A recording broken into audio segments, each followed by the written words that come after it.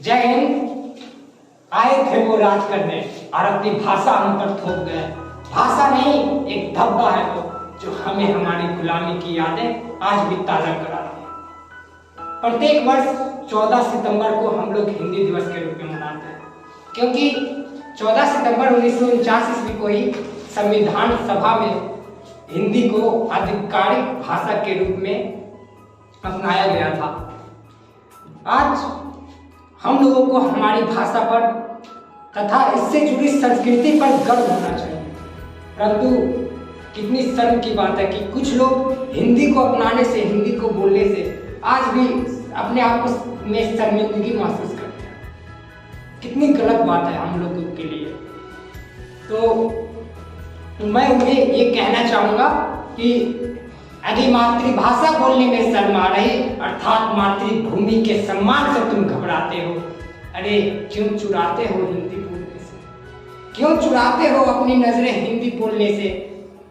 इस प्रकार तो तुम अपने माता पिता के पहचान से कतराते हो, अपने माता पिता के पहचान से कतराते हो। मत कहो प्यारे अपनी भाषा को अनजान लगते हो, मत कहो प्यारे अपनी भाषा को अनजान लगते हो। इस भाषा के बिना तो तुम धूसर और वीरान लगते हो, धूसर और वीरान लगते हो। मातृभाषा है पहचान हमारी, क्यों बोलने में शर्माते हो। मातृभाषा है पहचान हमारी, क्यों बोलने में शर्माते हो। हिंदी है हम हिंदुस्ता हमारा, इस सच्चाई से तुम अनजान लगते हो, तुम अनजान लगते हो। टूटी फूटी हिंदी याद करो वो दिन रहना, टूटी फूटी हिंदी याद करो वो दिन रहना। जब मम्मी सिखाया करती थी बोलने पापा काका और मैना, बोलने पापा काका और मैना। याद करो वो बचपन जब तुम्हारी मम्मी तुम्हारी टूटी फूटी हिंदी से ही समझ जाया करती थी कि तुम्हें क्या चाहिए। आज तुम उनकी भाषा को सुनकर ये कहते हो, ओ कमम मम, मैंने ये दिया वो दिया, खाने की ये चीजें रखती वो रखती, पहनने को ये चीजें रख दिया, अब तुम्हें क्या चाहिए।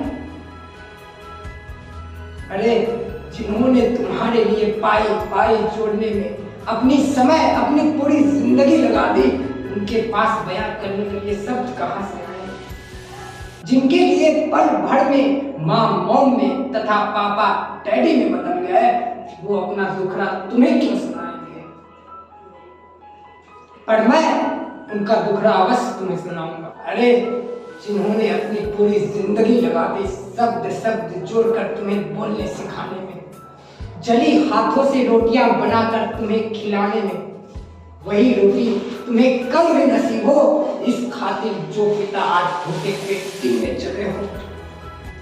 जिन्होंने अपने जीवन की शाम भी तुम्हारे नाम कर दिए, उनसे तुम पूछते हो और तुम्हें क्या चाहिए।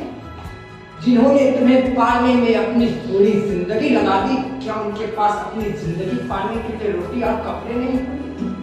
अरे उन्हें उनका मॉम डैडी कहने वाला बेटा नहीं, उन्हें तो उनका वही टूटी फूटी आधी अधूरी हिंदी बोलने वाला बेटा ही अच्छा लगता था, जो खाने पीने पहनने की चीजें भले ही नहीं दे सकता था, पर अपने माता पिता से निश्चल प्रेम तो करता था।